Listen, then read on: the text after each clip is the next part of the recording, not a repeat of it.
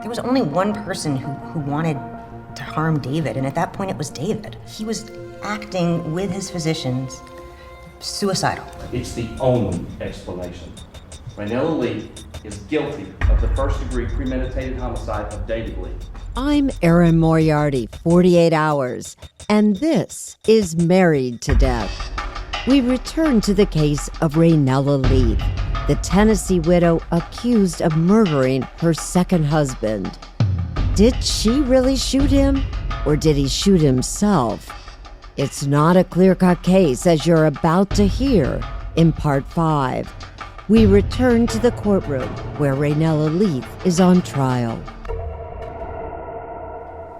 I understand the presumption of innocence. I understand about proof beyond a reasonable doubt. Is that correct? Tuesday, May 9th, 2017, Day 7 of the murder trial for Raynella Lee. 1 week after it began, Judge Paul Summers tells the jury the case is coming to a close. But I expect this case to be concluded, so far as proof is concerned, today. But before final arguments begin, Mr. Hedrick, you may proceed. Ms. LeGrand. the defense wants to leave a lasting impression on the jury. This is the mattress and box spring, headboard, footboard. So, am I right? Yes. What I should point out is That's defense forensic expert Celia Hartnett. She has brought the crime scene to the courtroom, including the actual bed where David Lee was found shot to death. Defense attorney Josh Hedrick. If the record could reflect, I'm pointing to the hole in the middle of the headboard. So reflected. The only hole in the headboard. Were you able to identify this hole in the headboard as a bullet hole? yes. It's a jarring sight. Right below the judge, a light brown wooden bed frame is set up, along with matching nightstands on either side, each holding green lamps with white shades, just as they did 14 years ago. The mattress is hidden under a light blue sheet, still stained with David Lee's blood. It looks like a stage scene of a macabre play, all right there in the center of the courtroom. Thank you. What's that? It's a wooden dowel. Thank you, ma'am. Two wooden dowels, they look like sticks, indicate the trajectory of bullets that went into the mattress and David Lee's headboard. Ma'am, I'm going to demonstrate for you some positions. Attorney Hedrick has to convince the jury that David Lee could have fired all 3 shots, so he takes a gamble. He actually climbs onto the bed with a Colt .38 revolver in hand. If I were to lie in bed and I were to aim at my head and pull the trigger and miss high and create this, am I okay so far? Yes. He touches the dowel poking out from the hole in the headboard. And then, frustrated that I've missed, sat up and pulled the trigger. It would enter my head here. Am I right? Yes. And then, Then he refers to the third and final shot, the one prosecutors claim David Lee could not have fired. and then if I fell and my hand squeezed again, it would be consistent with this direction. Am I right? Not just with the direction, but also with the distance. Defense attorney Rebecca LeGrand. We're not saying we know exactly what happened. We're just saying we know there are multiple ways that all of this makes sense that don't have anything to do with a homicide. There was only one person who wanted to harm David, and at that point it was David. He was acting with his physicians suicidal. You know, one of the takeaways I think that they were trying to keep with the jurors. Here's my producer, Josh Gaynor. You can't necessarily put yourself inside the mind of somebody who's committing suicide because you can't put reason behind the unreasonable. And the other thing is, if they're going to go to that point and take their own life, it's not always going to play out the same way. Just if something is done unusually, it doesn't mean it didn't happen. Wednesday, May 10th, the 8th and the final day of trial. Everybody ready to get started with the Final arguments? Both sides making their final case.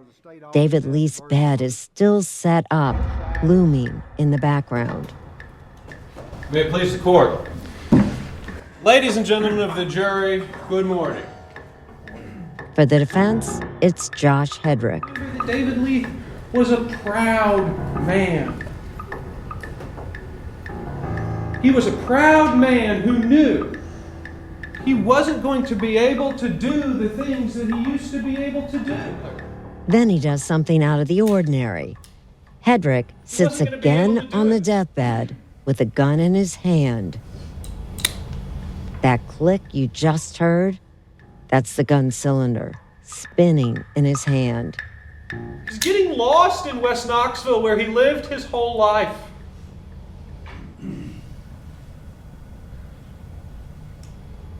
He's becoming useless. And a proud man doesn't want to be useless. A proud man doesn't want to be a burden.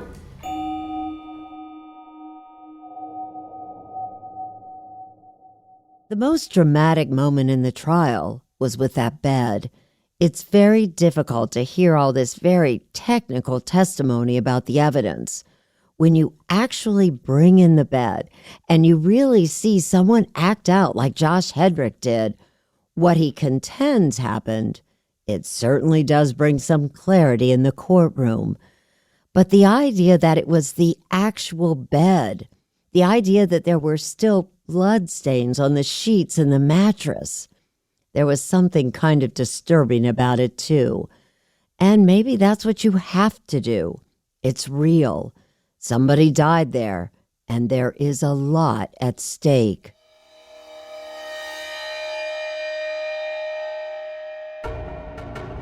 We can't say that the facts exclude the theory that David Leith shot himself as I demonstrated for you. I'm going to come in under the wire by asking you to be as diligent as you have been since we started and to return a verdict of not guilty. Because the burden to prove guilt is on the prosecution, Stephen Crump gets the last word. So here we are. 8 days later, thousands upon thousands of words, hundreds of exhibits, and here we are. I want you to assume that David Leith had Alzheimer's for everything I'm going to say to you right now. I want you to assume that he had Alzheimer's. I want you to assume that he was despondent about that, because you will see it doesn't matter. But where all this falls apart for anything except homicide is where the blood spatter is found. You all recall, round blood spatter acts very specifically. It must be horizontal, it must be perpendicular to, and it must be facing. You cannot lay in this bed and face that direction and get that blood spatter on the wall. Crump is saying that the blood spatter from the gunshot wound in David's head must lie on a perpendicular surface to the path of the bullet. He believes that the defense's previous demonstration of the gunshots and their trajectories is invalid. Crump says the blood spatter on the wall indicates the fatal bullet came from a different direction. Blood doesn't turn corners. You heard her say that. The only way that this gets there is if David Leith is facing you on this bed and the gunshot enters where that void is in the bed. It's the only explanation. Raynella Lee is guilty of the first-degree premeditated homicide of David Leith. The closing arguments are now complete, so all eyes turn to the jurors, assuming that within moments, the fate of Raynella Leith will be in their hands. The jurors have sat through more than a week of trial, dozens of hours of testimony, and nearly 150 pieces of evidence. And yet, there are still things about Raynella Leith they'll never hear. For example, They don't hear about the strange circumstances surrounding the death of her first husband, Ed Dossett, in 1992. Did anyone wonder about how Ed Dossett died? David's cousin Beth Roberts says, Yes. The reports were an agricultural accident, but some folks in the community had a problem with that scenario. Ed grew up on a farm. For him to have been trampled by his own cattle, that just didn't make sense. Dossett had also been terminally ill with cancer and heavily medicated, leaving folks to wonder how he managed to get out into the field on his own. However, true crime writer Diane Fanning mentioned a local theory that Ed may have orchestrated his death to look accidental, so his family could receive a bigger insurance payout than if he died from cancer. Because if Ed knew he was about to die, but he wanted his family to be more secure financially, he might have said, take me out there. Let the cows tromp on me. However, in 2008, Dr. Darinka Malucinek, the same medical examiner who ruled David Leith's death as a homicide, also ruled Ed Dossett's death a homicide. She determined that Dossett died not by cattle, but by a morphine overdose. We'll never know for sure. Raynella was charged with murder for Dossett's death, but she never went to trial. The charges were dropped after jurors convicted her of murdering David Leith in 2010. She was 6 years into a life sentence when her conviction was thrown out, bringing us to the present third trial. Judge Summers, concerned that jurors would be negatively influenced, refused to allow any of that information at trial. The judge also refused to allow jurors to hear about the shooting of Steve Walker. But you're going to hear about it because he talked to us. First, just give me your name and what you do in town. Steve Walker, and I run an automotive shop. I'm a crouton on a real big salad here, and this is a big salad in this town.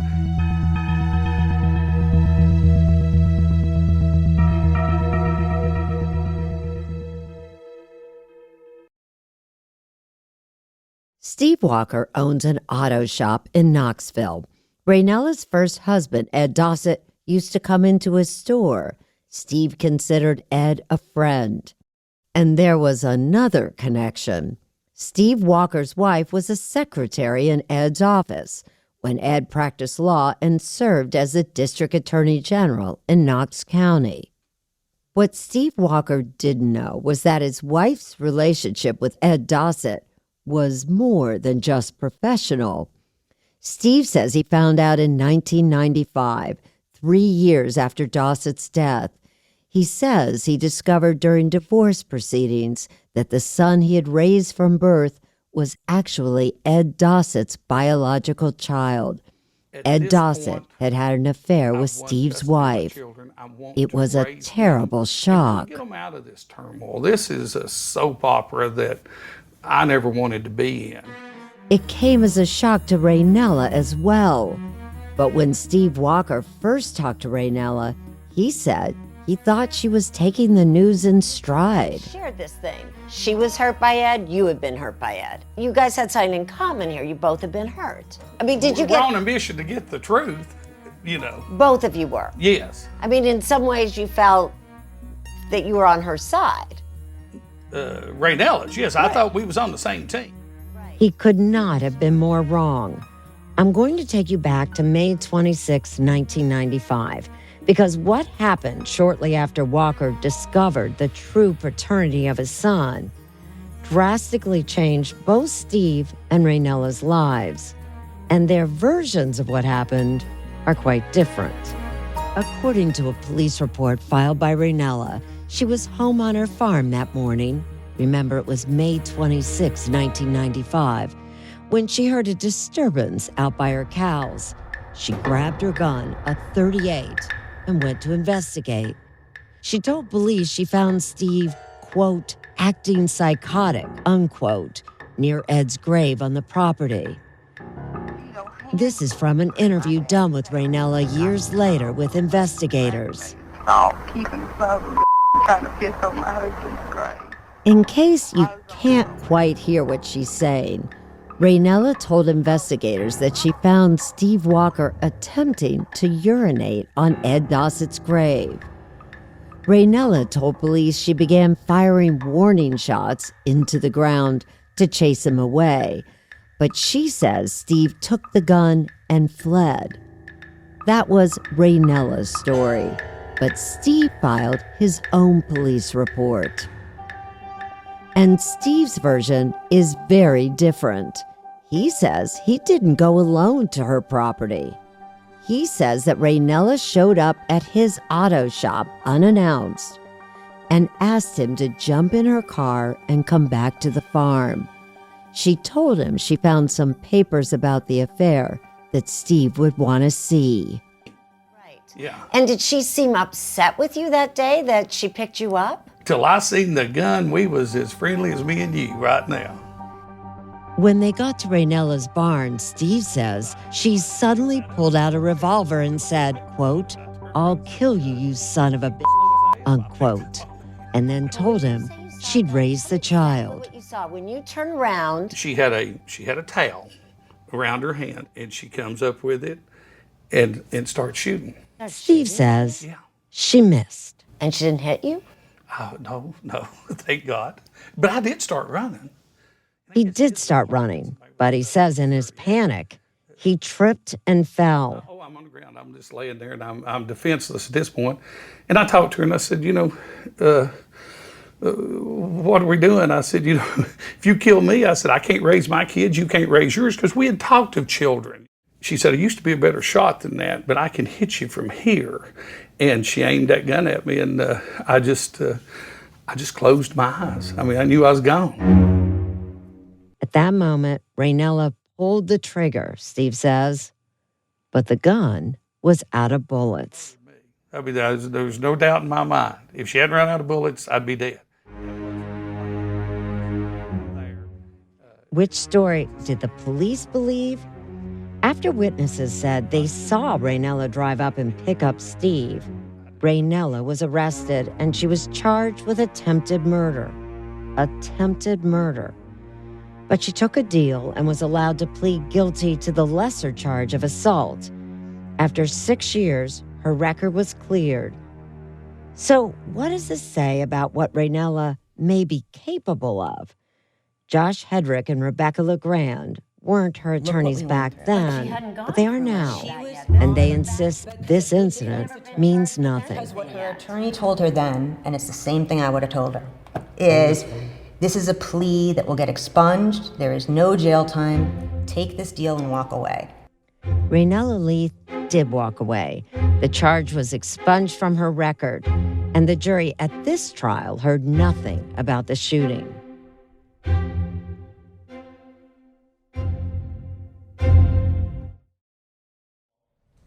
Been a good jury. And I thank you for your time and attention. And Ms. Lee thanks you for your time and attention. 22 years later, will she walk away once more a free woman? I was really looking forward to deliberating. That's the voice of Michael Persicano, one of the jurors we spoke to after the trial. You're going to want to hear what the jurors said, because just as the trial was about to end, something happened that no one saw coming. If you can picture like a cartoon, of someone's jaw hitting the floor. I'm Erin Moriarty, 48 Hours, and that's Married to Death, Part 5. Part 6, the amazing finale, is next. This podcast series, Married to Death, is developed by 48 Hours in partnership with CBS News Radio. Judy Tygart is executive producer. Nancy Kramer is our executive story editor. Mike Valet and Alan Pang are the series producer-editors. This episode was produced by Josh Gaynor, Lisa Freed, and Luis Geraldo, and edited by Mike McHugh, Dwayne Tullison, Jamie Benson, and Megan Marcus. Thanks to composer Richard Fioca for his original scores. Gabriella Demergian and Morgan Canty are our associate producers. Kayla Cadell is our production associate. Thank you to Craig Swagler, the Vice President and General Manager of CBS News Radio. And finally, a shout out to all of you, our fans. We owe it to all of you, the millions of fans of 48 Hours in the US and around the world. Don't forget to join me online. I am at EF Moriarty on Twitter, and we are at 48 Hours on Twitter, Facebook, and Instagram. See you soon.